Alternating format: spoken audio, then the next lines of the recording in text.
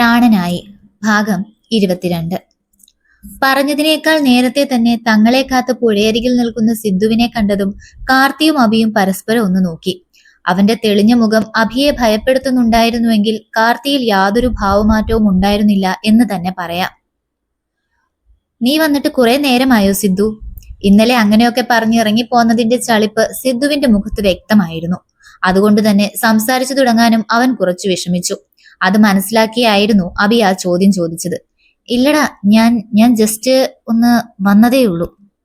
അവന്റെ മുഖത്തു നിന്ന് തന്നെ ഇപ്പോൾ പറഞ്ഞത് കള്ളമാണെന്ന് അവർ ഇരുവർക്കും മനസ്സിലായിരുന്നു. എങ്കിലും അതിനെക്കുറിച്ച് കൂടുതൽ ചോദിക്കാൻ അവർ മെനക്കെട്ടിരുന്നില്ല. ഇത്ര നേരമായിട്ടും തന്നെ ഒന്ന് നോക്കുക പോലും ചെയ്യാതെ നിൽക്കുന്ന കാർത്തിയെ കണ്ടതും സിദ്ധുവിന് ആകെ വല്ലായ്മ തോന്നി. കാർത്തി, ഞാൻ സോറി. അപ്പോഴത്തെ ആ സിറ്റുവേഷനിൽ അറിയാതെ ഓരോന്നൊക്കെ പറഞ്ഞു പോയതാ. നീ എന്നോട് ക്ഷമിക്ക്. അപ്പൊ അതിന്റെ അർത്ഥം നീ അപ്പോഴത്തെ സാഹചര്യത്തിൽ പറഞ്ഞതാണ് എന്നാണോ? അപ്പൊ പറഞ്ഞതൊക്കെ ഉള്ളിൽ തട്ടിയിട്ടില്ല എന്നാണോ? അവന് മുന്നിൽ മാറിൽ കൈകൾ പിണച്ചു കെട്ടി നിന്നുകൊണ്ട് ഗൗരവത്തോടെ കാർത്തി ചോദിച്ചതും സിദ്ധു പതറി. അത് പിന്നെ അങ്ങനെയല്ലടാ. അവളോടുള്ള ഇഷ്ടവും നിന്നോടുള്ള ഫ്രണ്ട്ഷിപ്പും എല്ലാം കൂടി വന്നപ്പോ അത്ര നാളും പറയാൻ മടിച്ചിരുന്ന ചോദ്യം, പ്രണയം നീ തുറന്നു പറഞ്ഞു അല്ലേ? കാർത്തിയുടെ വാക്കുകളിൽ പുച്ഛം നിറഞ്ഞു നിന്നിരുന്നു. എന്തായാലും കൊള്ളാം. അപ്പോഴെങ്കിലും പറയാൻ തോന്നിയല്ലോ. ഇല്ലെങ്കിൽ ചിലപ്പോ അത് വിട്. ഇനി ഞാൻ വിളിപ്പിച്ചത് എന്തിനാണെന്ന് അറിയണ്ടേ നിനക്ക്? അത്ര നേരം അവന്റെ ഗൗരവത്തിന് മുന്നിൽ പതറിയെങ്കിലും അവന്റെ അവസാന ചോദ്യം കേട്ടതും പ്രതീക്ഷയോടെ സിദ്ധു തല ഉയർത്തി. ഇന്നലെ നീ ചോദിച്ചതിന്റെ ഉത്തരമായിട്ടാ ഞാൻ പറയാൻ പോകുന്നത്. ശ്രീനന്ദ എന്ന എന്റെ ഭാര്യയെ നിനക്ക് തന്നേക്കോ എന്നല്ലേ നീ ചോദിച്ചത്? കാർത്തിയുടെ ആ ഭാര്യ എന്ന പദം ഇഷ്ടപ്പെട്ടില്ലെങ്കിൽ കൂടിയും അത് പുറമേ പ്രകടിപ്പിക്കാതെ സിദ്ധു നിന്നു. എങ്കിൽ ഉത്തരം കേട്ടോ. അങ്ങനെ അങ്ങ് വിട്ടുതരാൻ അവൾ ഞാൻ വളർത്തുന്ന പൂച്ചക്കുട്ടിയോ സൂക്ഷിക്കുന്ന പാവയോ ഒന്നുമല്ല. മാത്രവുമല്ല, നിന്റെ ഇഷ്ടം അവൾക്ക് അറിയുക പോലുമില്ല. പെട്ടെന്നൊരു ദിവസം അവളുടെ താലി ഊരിയെടുത്ത് ഇനി മുതൽ ഇവനാണ് നിന്റെ ഭർത്താവ് എന്ന് പറഞ്ഞ് എനിക്ക് നിന്റെ മുന്നിൽ കൊണ്ടുവന്ന് തരാൻ പറ്റില്ലല്ലോ. കാർത്തി, നീ പറഞ്ഞു വരുന്നത്? ഏറിയ ചങ്കിടിപ്പോടെ സിദ്ധു ചോദിച്ചു. നീ ചിന്തിക്കുന്നത് തന്നെ സിദ്ധു. അവളെ നിനക്ക് തരാൻ എനിക്ക് സമ്മതമല്ല. അതിലൊരു പഞ്ചില്ല. എന്റെ ഭാര്യയായ ശ്രീനന്ദ കാർത്തികേയനെ നിനക്ക് വിട്ടുതരാൻ എനിക്ക് സമ്മതമല്ല. ഉറച്ച വാക്കുകളോടെ അവൻ പറഞ്ഞതും സിദ്ധുവിൽ ഞെട്ടൽ നിറഞ്ഞു. ഒട്ടും പ്രതീക്ഷിക്കാത്ത കാർത്തിയുടെ മറുപടി കേട്ടതും വിശ്വസിക്കാനാകാതെ അവൻ നിന്നു. കാർത്തി, നീ എന്നോടുള്ള വാശിക്കല്ലേ ഇങ്ങനെയൊക്കെ പറയുന്നത്? പറ്റിക്കാനാണേലും ഇങ്ങനെയൊന്നും പറയല്ലേടാ. അല്പം പ്രതീക്ഷയോടെ അവന്റെ മുഖത്തേക്ക് ഉറ്റുനോക്കി സിദ്ധു പറഞ്ഞതും കാർത്തി അവനിൽ നിന്നും മുഖം തിരിച്ചു. അങ്ങനെ വിട്ടുതരാനല്ല സിദ്ധു അവളെ ഞാൻ താലി കെട്ടിയത്. ആ സീമന്തരേഖയിൽ ഞാൻ സിന്ദൂരം ചാർത്തിയത്. അവൾ ഈ ചങ്കിൽ കൂടുകൂട്ടിയിട്ട് വർഷം കുറെ ആയടാ. നെഞ്ചിൽ ശക്തമായി അടിച്ചുകൊണ്ട് അവൻ പറഞ്ഞതും സിദ്ധുവിന്റെയും അല്പം മാറി നിന്നിരുന്ന അഭിയുടെയും കണ്ണുകൾ ഒരുപോലെ മിഴിഞ്ഞു. കാർത്തി, നീ? തന്റെ നിറഞ്ഞ കണ്ണുകൾ അമർത്തി തുടച്ചുകൊണ്ട് സിദ്ധു വിളിച്ചുപോയി. എന്നാൽ കാർത്തിയുടെ കണ്ണുകൾ അപ്പോഴും ശാന്തമായി ഒഴുകുന്ന മുന്നിലെ പുഴയിലേക്കായിരുന്നു. ആദ്യമായി ഞാൻ അവളെ കാണുന്നത് അടുക്കള വാതിലിൽ നിന്ന് ഒളിഞ്ഞു നോക്കുന്ന ഒരു ഉണ്ടക്കണ്ണിയായിരുന്നു. കണ്ണുകൾ നീട്ടി എഴുതി നെറ്റിയിൽ ഒരു കുഞ്ഞു പൊട്ടും തൊട്ട് എന്നെ ഒളിഞ്ഞു നോക്കുന്നവളെ. ആദ്യമൊക്കെ അതൊരു തമാശയായി തോന്നിയെങ്കിലും അത് ഞാൻ ആസ്വദിച്ചു എന്ന് മനസ്സിലാക്കിയത് അന്നായിരുന്നു. ഒരു ദിവസം ആ കണ്ണുകൾ എന്നെ തേടാതെ വന്നതും ഞാൻ വല്ലാതെ അസ്വസ്ഥനായി. കോളേജിലും സ്കൂളിലും ഒക്കെ ഒരുപാട് പെൺകുട്ടികൾ ആ സമയം പുറകെ നടന്നിട്ടും അവരോട് ആരോടും തോന്നാത്ത എന്തോ ഒരു അടുപ്പം എനിക്ക് ആ പെണ്ണിനോട് തോന്നിപ്പോയി. കുഞ്ഞു പെണ്ണായിരുന്നു അവൾ. വലിയ പാവാടയും ഒരു ബ്ലൗസും ഒക്കെ ഇട്ട് നീണ്ട മുടിയിഴകൾ അഴിച്ചിട്ട് നടക്കുന്നവൾ. അന്നത്തെ ഓർമ്മയിൽ പോലും കാർത്തിയിൽ പുഞ്ചിരി വിരിയുന്നത് അത്ഭുതത്തോടെ നോക്കി നിന്നുപോയി അഭിയും സിദ്ധുവും.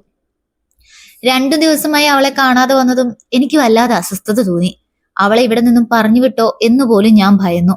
ഇനിയും അവളെ കാണാതെ പറ്റില്ല എന്ന് കരുതി അന്വേഷിച്ചു. ആ വീട്ടിൽ അവളോട് സ്നേഹത്തോടെ പെരുമാറുന്നത് അമ്മയാണെന്ന് മാത്രം എനിക്കറിയായിരുന്നു. ബാക്കി എല്ലാവരും വെറും വേലക്കാരിയായി, അതിനേക്കാൾ കൂടുതൽ അടിച്ചുതൊളിക്കാരിയായി മാത്രമായിരുന്നു അവളെ കാണുന്നതെന്നും. ഒരാൾക്ക് ചെയ്യാൻ കഴിയുന്നതിനേക്കാൾ വലിയ പണി അവളെ കൊണ്ട് ചെയ്യിക്കുന്നതും ഞാൻ കാണാറുണ്ട്. അപ്പോഴും ഒന്നും ചെയ്യാനാകാതെയും പറയാനാകാതെയും നിന്നിട്ടേ ഉണ്ടായിരുന്നുള്ളൂ ഞാൻ. അല്ലെങ്കിലും അന്നത്തെ കാർത്തിയെ കുറിച്ച് നിങ്ങൾക്കറിയാലോ. അച്ഛനും അമ്മമ്മയും പറയുന്നതിനേക്കാൾ കൂടുതൽ ഞാൻ വില കൽപ്പിച്ചിരുന്നത് അച്ഛനും അച്ചമ്മയ്ക്കും തന്നെയായിരുന്നു. അവർ പറയുന്നതിനപ്പുറത്തേക്ക് എനിക്കൊരു ജീവിതമില്ല എന്ന് തന്നെ ഞാൻ അന്ധമായി വിശ്വസിച്ചു. അവളെക്കുറിച്ച് അമ്മയോട് അന്വേഷിച്ചു ചെന്നപ്പോ ആദ്യം അമ്മ എന്നെ സംശയത്തോടു കൂടിയായിരുന്നു നോക്കിയത്. ആ നോട്ടത്തിൽ പകച്ചുപോയി എങ്കിലും മുറി വൃത്തിയാക്കാനാണെന്ന് പറഞ്ഞു സ്വയം ഒഴിഞ്ഞു മാറുമായിരുന്നു ഞാൻ. അമ്മ അവൾക്ക് അടുക്കളയിൽ കയറാൻ പാടില്ല എന്നും ചായ്പിലാക്കിയിരിക്കുകയാണെന്നും പറഞ്ഞതും അതിന്റെ കാരണം മനസ്സിലായി ഞാൻ കൂടുതലൊന്നും ചോദിക്കാനും തുനിഞ്ഞില്ല. അവളെ കാണാത്ത ഓരോ ദിവസവും എന്നെ വല്ലാതെ അസ്വസ്ഥനാക്കുന്നത് എനിക്ക് തന്നെ വല്ലാതെ തോന്നിപ്പോയി. വെറും അടിച്ചളിക്കാരിയോട് എനിക്ക് എന്താണ് ഇത്രയും അനുകമ്പയെന്നും സഹതാപമെന്നും ആദ്യം ചിന്തിച്ചു. എന്നാൽ അവളെ കാണാതിരിക്കുമ്പോൾ അസ്വസ്ഥമാകുന്ന മനസ്സ് എനിക്ക് മനസ്സിലാക്കി തന്നു. അവളോട് വെറും സഹതാപമോ അനുകമ്പയോ ഒന്നും അല്ല, ഉള്ളിൽ തുടിച്ചു വരുന്ന പ്രണയമാണെന്ന്. എന്റെ ആദ്യ പ്രണയം, മറ്റൊരുവളോടും തോന്നാത്ത എന്റേതു മാത്രമായ സ്വകാര്യമായ പ്രണയം. നാളുകൾക്ക് ശേഷം വീണ്ടും അവളെ മുറിയുടെ ബാൽക്കണിയിൽ നിന്ന് താഴേക്ക് നോക്കിയപ്പോൾ കണ്ടതും എനിക്ക് വല്ലാതെ സന്തോഷം തോന്നിപ്പോയി. ഒരിക്കൽ കൂടി അവളുടെ വിടർന്ന കണ്ണുകൾ കാണാൻ അവളെ ഉറ്റുനോക്കി നിന്നു ഞാൻ. എന്നാൽ അവളുടെ കണ്ണുകൾ എന്നിൽ പതിക്കുന്നില്ല എന്ന് കണ്ടതും എനിക്ക് വല്ലാതെ ദേഷ്യം വന്നു. അവൾക്ക് മുന്നിൽ ചെന്നു നിന്നു. ആ നിമിഷം ഞെട്ടലോടെ, അതിലേറെ ഭയത്തോടെ കണ്ണുകൾ ഉയർത്തി എന്നെ നോക്കി ചുറ്റും പരതുന്ന അവളുടെ കണ്ണുകളെ അത്രമേൽ പ്രണയത്തോടെ നോക്കി നിന്നു ഞാൻ. പിന്നീട് അവളെ കാണുമ്പോഴൊക്കെ ഉള്ളിലെ പ്രണയം പുറത്തേക്ക് വരുന്നതും കോളേജിലുള്ള പെൺകുട്ടികൾ എന്നെ നോക്കുന്നത് ഒരു അസ്വസ്ഥതയോടെ മനസ്സിലാക്കുന്നതും ആ നിമിഷം ആ ഉണ്ടക്കണ്ണിയുടെ വിടർന്ന കണ്ണുകൾ എന്നിൽ തെളിഞ്ഞു വരുന്നതും ഒരു പുഞ്ചിരിയോടെ അറിയുകയായിരുന്നു ഞാൻ, അല്ലെങ്കിൽ ആസ്വദിക്കുമായിരുന്നു. അങ്ങനെ ഒരു ദിവസം അവളെ കാണണമെന്നും എന്തെങ്കിലും ഒരു വാക്ക് സംസാരിക്കണമെന്നും വല്ലാത്ത ആഗ്രഹം തോന്നിയായിരുന്നു അടുക്കളയിലേക്ക് ഞാൻ ചെന്നത്. അന്ന് അവിടെ നേത്രയും ഉണ്ടായിരുന്നു. പക്ഷെ ആ സമയം ഞാനത് ശ്രദ്ധിച്ചില്ല എന്ന് തന്നെ പറയാം. ഒട്ടും പ്രതീക്ഷിക്കാതെ മുന്നിൽ വന്നു നിന്ന് എന്നെ കണ്ടതും പകപ്പോടെ അവൾ നോക്കുന്നതും പിന്നെ കാരണം എന്തെന്ന പോലെ എന്നെ ഉറ്റുനോക്കുന്നതും കണ്ട് അറിയാതെ ചിരിച്ചുപോയി ഞാൻ. നിറഞ്ഞ ചിരിയോടെ അവളുടെ കണ്ണുകളിൽ നോക്കി, നിന്റെ കുഞ്ഞു ശബ്ദം കേൾക്കാനാണ് ഞാൻ വന്നതെന്ന് മാത്രമേ പറഞ്ഞുള്ളൂ. ആ സമയം പ്രണയം തലയ്ക്ക് പിടിച്ച് പിന്നെ എന്തൊക്കെയാ പറഞ്ഞതെന്ന് പോലും എനിക്ക് ഓർമ്മയുണ്ടായിരുന്നില്ല. പക്ഷെ അതെല്ലാം കേട്ടു നിന്നിരുന്ന നേത്ര ആ സമയം തന്നെ അത് അച്ചമ്മയോടും മുത്തച്ഛനോടും അവളുടെ അമ്മയോടും ചെന്ന് പറയുമെന്ന് ഒരു നിമിഷം പോലും ഞാൻ കരുതിയിരുന്നില്ലടാ. ഞാനത് പറഞ്ഞപ്പോൾ ഭയത്തോടെ അവൾ ചുറ്റും നോക്കുന്നതിന്റെ കാരണവും പിന്നീടായിരുന്നു ഞാൻ അറിഞ്ഞത്. കിണറ്റിൻകരയിലുള്ള വലിയ മരത്തിൽ കൈ കെട്ടിയിട്ട് പുളിക്കമ്പിന് അവളുടെ ദേഹത്തെ ശക്തമായി അടിക്കുന്ന അച്ചച്ചനെയും അച്ചമ്മയും കണ്ട് പകച്ചു നിന്നുപോയി ഞാൻ. വല്ലാത്ത ഭാവത്തോടെ അവളെ നോക്കി നിൽക്കുന്ന അപ്പച്ചിയെയും നേത്രയെയും പിടിച്ചു മാറ്റാൻ പറയാൻ അരികിലേക്ക് ചെന്നതും അവർ അവളോട് പറഞ്ഞ വാക്കുകൾ കേട്ട് ഞാൻ ചലനമറ്റ് നിന്നുപോയി. നീ കണ്ണും കൈയും കാണിച്ച് ഞങ്ങളുടെ ചെറുക്കനെ മയക്കിയെടുക്കാൻ നോക്കുകയാണ് അല്ലേടി? അവൻ ഇനി നിന്റെ മുഖത്ത് നോക്കിയെന്നറിഞ്ഞാ ഇതിലും കൂടുതലായിരിക്കും നിനക്ക് കിട്ടുന്ന ശിക്ഷ. അടിച്ചു കളിക്കാരി കോവിലകത്തിലെ കൊച്ചുമകനെ നോക്കി മയക്കിയെടുക്കാൻ ശ്രമിക്കുന്നു. വീണ്ടും വീണ്ടും ശക്തമായ പ്രഹരയേൽക്കുമ്പോഴും ഒരക്ഷരം മിണ്ടുകയോ പറയുകയോ ചെയ്യാതെ, അലറിക്കരയുക പോലും ചെയ്യാതെ തല കുനിച്ച് ആ മരത്തിൽ ശക്തമായി മുഖമർത്തി നിൽക്കുന്ന അവളെ കണ്ണീരോടെ നോക്കി നിൽക്കാനേ എനിക്ക് അന്ന് കഴിഞ്ഞുള്ളൂ. പിന്നീട് അവരെല്ലാം പോയതും തളർച്ചയോടെ ആ മരത്തിലേക്ക് ചാരിയിരിക്കുന്നവളുടെ അരികിലേക്ക് ചെല്ലാനും അവളെ ചേർത്ത് പിടിക്കാനും ആഗ്രഹം തോന്നിയെങ്കിലും കുറച്ചു മുന്നത്തെ രംഗം എന്നെ പിന്നോട്ട് വലിച്ചു. അവൾക്ക് അടുത്തേക്ക് ചെല്ലാൻ അത്രയധികം ഞാൻ ഭയന്നു. കുഞ്ഞു പെണ്ണല്ലേ, അവൾക്ക് നോവില്ലേ? ഇനിയും അവളെ ആ അവസ്ഥയിൽ കാണാൻ എന്നെ കൊണ്ട് കഴിയില്ലായിരുന്നു. ഞാൻ കാരണം ഇത്രയധികം അടി അവൾ കൊണ്ടു എന്ന ഓർമ്മയിൽ എത്ര ഞാൻ ഉറക്കമില്ലാതെ ഞാൻ നടന്നു എന്ന് നിനക്കൊക്കെ അറിയോ? അതിനുശേഷം അവളുടെ മുറിവുകൾ ഉണങ്ങിയോ എന്ന് അവൾ പോലും അറിയാതെ, മറ്റാരും അറിയാതെ, എല്ലാവരും ഉറങ്ങിയതിനു ശേഷം പതുങ്ങി ചെന്ന് നോക്കും. രാവിലെ പണി ചെയ്ത് തളർന്നുറങ്ങുന്നവൾ ഒന്നും അറിയില്ലടാ. പാവം, കണ്ണ് നിറഞ്ഞു പോകും അത് കാണുമ്പോൾ. വേദനയാലും നീറ്റലാലും പുളയുമ്പോഴും ആരോടും ഒരു പരിഭവവും പറയാതെ ജോലികൾ എല്ലാം ചെയ്യുന്നവളെ വേദനയോടെ ഞാൻ നോക്കി നിന്നു. അന്ന് ഞാനൊരു തീരുമാനം എടുത്തു. ഒരിക്കലും ഞാൻ കാരണം അവൾക്കൊന്നും സംഭവിക്കരുത്. ഇനിയും എന്റെ പേരിൽ അവൾ ഒരിക്കലും വേദനിക്കരുത് എന്ന്. അന്ന് മുതൽ അവളിൽ നിന്ന് ഞാൻ ഒഴിഞ്ഞുമാറി നടക്കാൻ തുടങ്ങി. എങ്കിലും ആ പൂച്ചക്കുഞ്ഞിനെ കാണുമ്പോൾ കയ്യിലെടുത്ത് താലോലിക്കാനൊക്കെ തോന്നിപ്പോകുകടാ. പക്ഷെ ഉള്ളിലെ എന്റെ ആദ്യ പ്രണയം എന്ന വികാരം അടക്കി വെച്ച് അവളെ ഒന്ന് നോക്കുക പോലും ചെയ്യാതെ മുന്നോട്ട് നടന്നു പോകാൻ ശീലിച്ചു. അല്ലെങ്കിൽ അങ്ങനെ അഭിനയിച്ചു. അങ്ങനെ PG ജോയിൻ ചെയ്തപ്പോഴായിരുന്നു ഗായത്രിയുടെ ശല്യം. ഒരുപാട് പറഞ്ഞു ഒഴിയാൻ ശ്രമിച്ചിട്ടും പട്ടി പോലെ പിറകെ നടക്കുന്നവളോട് ആദ്യമൊക്കെ എനിക്ക് ദേഷ്യമായിരുന്നു. പിന്നെ അത് വെറുപ്പായി പരിണമിക്കുകയും ചെയ്തു. രാവിലെ തൊട്ട് വൈകുന്നേരം വരെ ഗായത്രിയുടെ ശല്യം. അത് കഴിഞ്ഞ് വീട്ടിലേക്ക് എത്തുമ്പോൾ പണിയെടുത്ത് തളർന്ന് മരത്തിൽ ചാരിയിരിക്കുന്ന ആ കുഞ്ഞു പെണ്ണിന്റെ കണ്ണുകളിൽ നിറയ്ക്കും. എങ്കിലും ഞാൻ നോക്കുന്നത് ആരെങ്കിലും കാണുന്നുണ്ടോ എന്ന് പേടിയോടെ ചുറ്റും നോക്കാനും മറക്കാറുണ്ടായിരുന്നില്ല. അബി, ഗായത്രിയെ ഞാൻ ഇഷ്ടമാണെന്ന് പറഞ്ഞത് എന്നാണെന്ന് നീയൊക്കെ ഓർക്കുന്നുണ്ടോ? ആ കോളേജ് ഡേ കഴിഞ്ഞല്ലേ, ആ നിർമ്മൽ പ്രശ്നം ഉണ്ടാക്കിയ അന്ന്. പക്ഷെ അന്ന് നീ ഇഷ്ടമാണെന്ന് പറഞ്ഞിട്ടില്ല.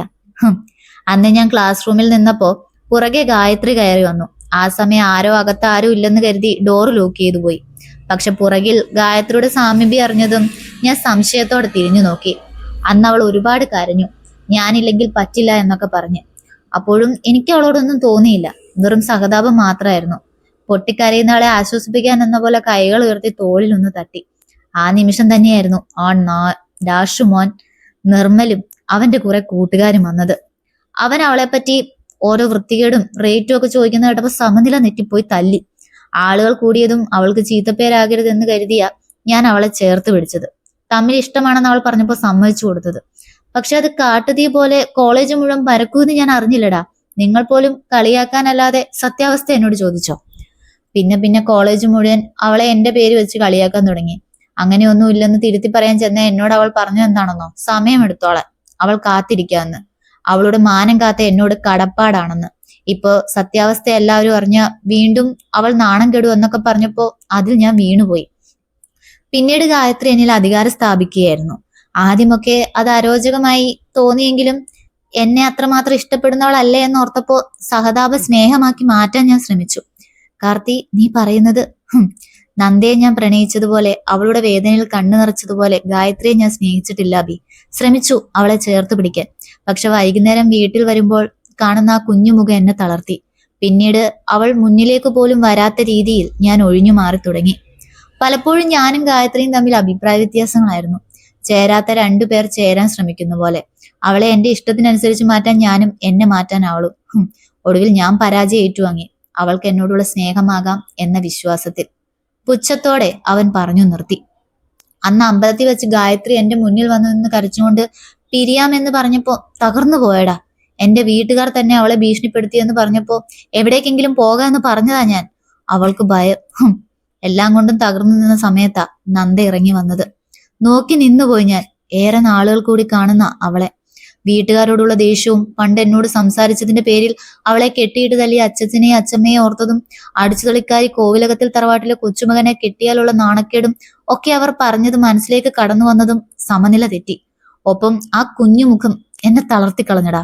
ആ കഴുത്തിൽ താലി കെട്ടിയത് നിറഞ്ഞ മനസ്സോടെ തന്നെയായിരുന്നു. വാശിയോ കുറ്റബോധമോ ഒന്നും എന്നെ അലട്ടിയില്ല ആ നിമിഷം മാത്രം. പക്ഷെ പിന്നീട് ചെയ്തത് തെറ്റായി പോയോ, അവൾക്ക് എന്നെ അംഗീകരിക്കാൻ കഴിയുമോ എന്നൊക്കെയുള്ള ചിന്ത ഉള്ളിൽ തികട്ടി വന്നു. ഒപ്പം തറവാട്ടിലുള്ളവരോടുള്ള പക. അവളുമായി കയറി വന്നപ്പോൾ ഓരോരുത്തരുടെയും ഭാവം ഞാൻ വല്ലാത്തൊരു ഉന്മാദത്തിലായിരുന്നു കണ്ടുനിന്നത്. പക്ഷെ പിന്നീട് ചെയ്തു പോയതിനെ കുറിച്ചുള്ള കുറ്റബോധം, മറ്റൊരു പെണ്ണിനെ ഞാൻ സ്നേഹിച്ചെന്ന് അവളും എന്റെ നന്ദയെ അറിഞ്ഞു കാണില്ലേ. അവളുടെ മുഖത്ത് പോലും നോക്കാനാകാതെയായിരുന്നു ഞാൻ നിന്നത്. പിന്നീട് അവൾ ഉറങ്ങുന്ന സമയം വരെ കള്ളു കുടിച്ചു നടന്നു. അപ്പോഴും എനിക്ക് വേണ്ടി വാതിൽ തുറന്നു തരാൻ അവൾ നിൽപ്പുണ്ടായിരുന്നു. അവിടെയും അവൾ എന്നെ തോൽപ്പിച്ചു. പക്ഷെ ആ തോൽവിയും ഞാൻ ആസ്വദിക്കുന്നുണ്ടായിരുന്നു. എന്റെ താലിയും എന്റെ പേരിലുള്ള കുങ്കുമവും അണിഞ്ഞ് മുന്നിൽ നിൽക്കുന്നവളെ കാണുമ്പോൾ എന്തൊരു സന്തോഷം എനിക്കുണ്ടെന്ന് നിനക്കറിയോ? പക്ഷെ അതേ അളവിൽ എന്നിൽ കുറ്റബോധവും ഒരുപോലെ സ്ഥാനം പിടിക്കും. വേറൊരാൾക്ക് അവളെ നൽകണമെന്ന് ബുദ്ധി വാദിക്കുമ്പോഴും മനസ്സ് അതിനെ അനുവദിക്കില്ലായിരുന്നു. അതിനുവേണ്ടി മാത്രം എന്നും കണ്ണുകൾ തുറക്കുമ്പോൾ ഗായത്രിയുടെ മുഖം ഫോണിൽ കാണുന്നത് പതിവായി. താൻ അവളെ സ്നേഹിച്ചിരുന്നുവെന്നും അവളെ തനിക്ക് കിട്ടാത്തതിന്റെ തറവാട്ടുകാരോടുള്ള വാശിക്കാണ് ഞാൻ നന്ദയെ വിവാഹം കഴിച്ചതെന്നും മനസ്സിൽ ആവർത്തിക്കും. പക്ഷെ ഡൈനിങ് ടേബിളിൽ എത്തുമ്പോൾ പേടിച്ചരണ്ട് എനിക്ക് ആഹാരം വിളമ്പുന്ന ആ കൈകൾ പോലും നിറയ്ക്കുന്നത് കാണുമ്പോൾ എന്നിലെ ഉള്ളിലെ വാശിയും അത്ര നേരം മനസ്സിനെ പറഞ്ഞു പഠിപ്പിച്ചത് ഉരുകി പോകുന്നത് ഞാൻ തന്നെ അറിയാറുണ്ട്. ഒന്ന് മിണ്ടണമെന്ന് തോന്നുമ്പോൾ അവളെ കുറ്റപ്പെടുത്താറുണ്ട്. അതൊക്കെ ഒരക്ഷരം മറുത്തു പറയാതെ അവൾ കേട്ടു നിൽക്കുമ്പോൾ എന്തെങ്കിലും തിരിച്ചു പറയടി പൂച്ചക്കുട്ടി എന്നും മനസ്സ് അലമുറയിടാറുണ്ട്. എന്റെ നന്ദയല്ലേടാ അവൾ. പക്ഷെ അറിഞ്ഞില്ലടാ അവളെ ഈ തറവാട്ടിലിട്ട് നരകിപ്പിക്കുമായിരുന്നു എന്ന്. പൊതിഞ്ഞു പിടിച്ചേനെ ഞാൻ. അപ്പോഴും അവളുടെ മുഖത്ത് നോക്കാനാകാത്തത്ര കുറ്റബോധം എന്നിൽ ഉടലെടുത്തിരുന്നു. ഇനി എനിക്കതിന്റെ ആവശ്യമില്ല. ഗായത്രി അവളായിരുന്നു എന്നിലെ തടസ്സം. ഇനി അതില്ല. സ്നേഹിക്കും ഞാൻ എന്റെ നന്ദയെ. ഇത്രനാൾ നോവിച്ചതിന്, വേദനിപ്പിച്ചതിന് ഒക്കെ ഉള്ളു തുറന്ന് മാപ്പിരക്കും. അതിനേക്കാൾ അവളെ പൊതിഞ്ഞു പിടിക്കും, മറ്റെന്തിൽ നിന്നും, ഉറപ്പ്. അത്രയും പറഞ്ഞു കണ്ണുകൾ അടയ്ക്കുമ്പോൾ അവന്റെ കണ്ണിൽ നിന്നും ഒരു തുള്ളി കണ്ണുനീർ നിലം പതിച്ചിരുന്നു. അത് അവന്റെ നന്ദയോടുള്ള പ്രണയമായിരുന്നു. കോവിലകത്തിൽ കാർത്തികേയന് വെറും അടിച്ചുകളിക്കാരിയായ ശ്രീനന്ദ എന്ന കുഞ്ഞു പെണ്ണിനോട് തോന്നിയ ആദ്യ പ്രണയം. എന്നാൽ എല്ലാം കേട്ട് തറഞ്ഞു നിൽക്കുകയായിരുന്നു സിദ്ധുവും അഭിയും. അപ്പോഴും അവൻ പറഞ്ഞതൊന്നും തന്നെ ഉൾക്കൊള്ളാനാവാതെ. തുടരും. പ്രാണനായുടെ അടുത്തൊരു ഭാഗവുമായി ഉടനെ വരുന്നതാണ്. ഇന്ന് നിങ്ങളുടെ സ്വന്തം നില.